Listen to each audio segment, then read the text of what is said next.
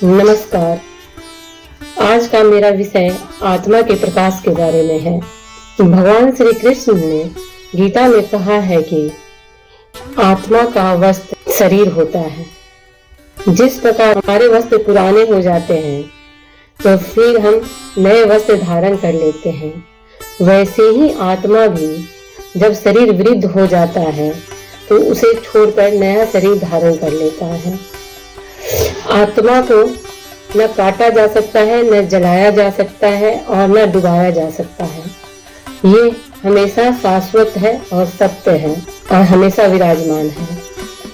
जिस प्रकार सूर्य की रोशनी धरती पे पड़ती है तो अंधेरा मिट जाता है, वैसे ही आत्मा हमारे शरीर में हमेशा विराजमान होता है और इसी के प्रकाश से हमारे शरीर के सारे अंग कार्य करते हैं।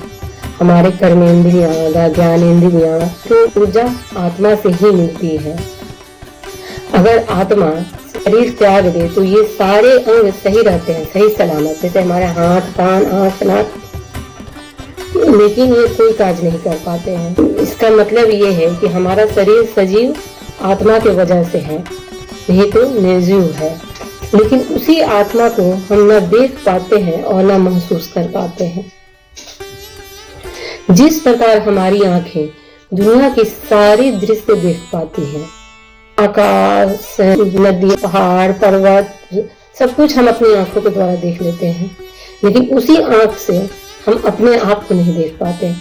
अपने को देखने के लिए हमें दर्पण का उपयोग करना पड़ता है। वैसे ही हमारे अंदर तो आत्मा है, लेकिन हम उसे नहीं देख पाते हैं। इसके पीछे सबसे बड़ा कारण तो है माया, मोह, अज्ञानता।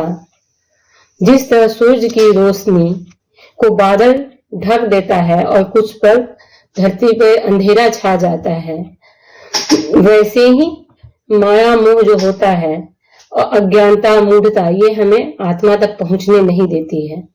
इसके लिए कठोर तप करना पड़ता है, जप, योग, साधना, इन सब की आवश्यकता होती है। तब जाकर हम अपने अंदर के आत्मा को महसूस कर पाते हैं। ये ऐसा नहीं है कि अत्यंत दुर्लभ है, इसे हम अपने अत्यंत तप से प्राप्त कर सकते हैं।